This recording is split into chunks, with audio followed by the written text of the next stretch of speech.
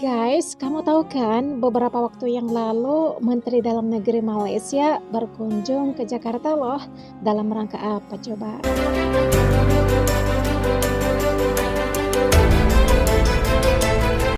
Apa mungkin Menteri Dalam Negeri Malaysia melobi untuk damai perihal penembakan PMI oleh FPMM Malaysia? Benar nggak sih? Malaysia dan Indonesia sepakat menyelesaikan insiden tembakan di perairan Tanjung Ru, Selangor secara damai bagi memastikan hubungan diplomatik kekal terpelihara. Apapun ceritanya guys, pada akhirnya Indonesia-Malaysia berdamai. Walaupun masih ada rasa ketidakadilan bagi korban penembakan tersebut. Bener kan? Kita sebenarnya yang bertetanggaan ini nggak mau ribut, cuman selalu dipancing sama orang yang merasa sok hebat gitu. Menteri Koordinator Bidang Hukum HAM, Imigrasi dan Pemasyarakatan Yusril Ihza Mahendra menerima kunjungan dari Menteri Dalam Negeri Malaysia Saifuddin Nasution pada Selasa 25 Februari 2025. Dalam pertemuan yang dilakukan di kantor Kumham itu, mereka membahas pertukaran narapidana antar dua negara. Tuh kan, ini pembahasan yang sangat penting loh. Dan pada akhirnya Indonesia Malaysia sepakat damai. Berarti kedatangan Menteri Dalam Negeri Malaysia ke Jakarta itu ada udang di balik bakwan, ya enggak? Karena sempat heboh tuh perlakuan zolim FPMM Malaysia dan Atuk Malaysia yang mengajak perang dan dianya minta bantuan British dan Ukraine. Hal seperti ini aja Atuk Malaysia tersebut menunjukkan kalau mereka itu negaranya cemen, ya enggak? Bila ada warga asing menceroboh negara itu, makanya pihak berkuasa negara itu ada hak untuk mengambil tindakan. Silap hari nanti Indonesia yang akan musnah apabila submarine nuklear United Kingdom turut bersama membela Malaysia, ya. Malaysia mau ngajak perang sama Indonesia, pikir lagi. Ya, saya kasih tahu dipikirkan lagi. Malaysia ya, Indonesia ini negara paling cinta damai ya. Cinta persaudaraan bukan cinta perang ya. Tapi saya kasih tahu ya Malaysia, Indonesia nggak mempan getak ya, nggak mempan ditakut-takuti ya. Indonesia ini kalau pengen tahu apapun sudah dilalui, termasuk penjajahan pun sudah dilalui. Ya, jadi Indonesia ini nggak usah digetak-getak, apalagi Malaysia ya mau nantang Indonesia, mau perang, ya mau mengandalkan Inggris, ya. Inggris itu setahu saya sekarang ekonominya sedang tidak baik-baik saja ya. Apalagi mau bantu Malaysia. Jadi dipikirkan lagi ya. Kenapa ya? Sempat ngomong mau kirim kapal selam ya. Mau nakut-nakut Indonesia. Nggak segampang itu. Jadi dipikirkan lagi lah Malaysia tuh. Kalau sudah mengajak damai, tolonglah ya Pak, rakyatnya agak disetir sedikit aja.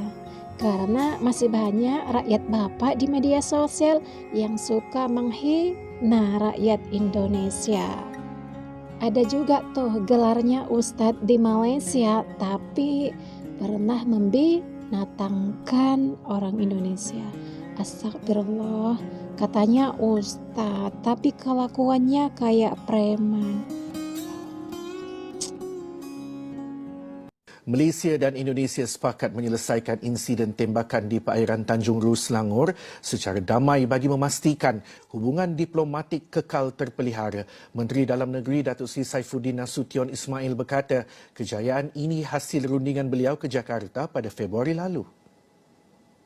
Katanya beliau mengadakan pertemuan dengan Menteri Koordinator Undang-Undang, Hak Asasi Manusia, Immigration dan Kemasyarakatan Indonesia, Yusril Ihza Mahendra, bagi meredakan ketegangan yang berlaku. Kita berterus terang bahawa itu adalah insiden smuggling of migrant. Ini bukan soal yang membabitkan parti biasa, tapi tangkapan yang kita buat, soal siasat yang kita buat setakat ini. Saya bawa juga Ketua Polis Selangor Datuk Husin, ya, berdialog, berterus terang. Dia tanya, kita jawab. Dia tanya, kita jelaskan. Bila sebut smuggling of migrant, ternyata ianya satu jenayah serius. Di bawah kita, undang-undang itu adalah di bawah ATIPSOM, Anti-Trafficking in Person and Smuggling of Migrant. Hukumannya 10 tahun ke atas. Dan itulah kes yang kita siasat sekarang. Ya, Alhamdulillah. Tapi 3 siri juga demonstrasi depan kedutaan kita di Jakarta. Tapi selepas kenyataan itu kita buat, suhunya turun mendadak. Beliau berkata demikian ketika berucap dalam majlis iftar Kementerian Dalam Negeri bersama pengamal media di Putrajaya pada Selasa. Sementara itu, beliau sekali lagi berkongsi komitmen KDN yang sedang meneliti 73 kesalahan di bawah Akta Kesalahan Keselamatan Langkah-Langkah Khas 2012 SOSMA. Langkah itu selaras dengan keputusan Jemaah Menteri yang mengarahkan KDN melakukan semakan terhadap akta berkenaan baru-baru ini. Ini negara-negara miskin. Kita negara kaya.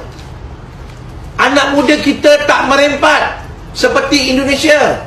Sebab saya tidak berminat. Saya tidak berminat untuk bercakap dengan pendatang, dengan anak-anak pendatang. Saya tidak berminat untuk bercakap sebab mereka ini bagi saya adalah binatang-binatang yang teruk lagi daripada binatang ternakan. Ini adalah daripada kalangan Konoha, ini adalah daripada kalangan warga negara Indonesia. Kenapa berlaku begini? Kenapa pendatang-pendatang haram, warga-warga asing daripada Indonesia yang rasa terpaling untuk respon isu ini? Siapa yang merasa dirinya lebih mulia dari orang lain, maka dia lebih hina daripada makhluk apapun. La yadkhulul jannah, tak masuk surga. Man kana fi qalbihi, siapa yang dalam hatinya mithqala habbatin min khardalin min kibrin, ada sombong sebesar biji sawi. Kitab yang paling sulit dibaca dan dipelajari bukan Al-Quran, tetapi membaca diri sendiri. Kita kerap membaca orang lain dan melupakan bagaimana diri kita sendiri. Melihat noda di pakaian orang itu jauh lebih mudah daripada melihat robek pada pakaian kita sendiri. Dengan menghinakan orang tidak membuat kita menjadi mulia. Dengan merendahkan orang tidak akan membuat kita menjadi tinggi. Dengan menjelekkan orang tidak juga akan membuat kita menjadi baik. Tetapi justru akan memperjelas keburukan diri kita sendiri. Tetaplah menjadi baik. Sekalipun orang lain menyatakan diri Tak ada gunanya tiap-tiap hari bagi tazkirah untuk maki orang khianat dan kezaliman dan khianat dan kezaliman.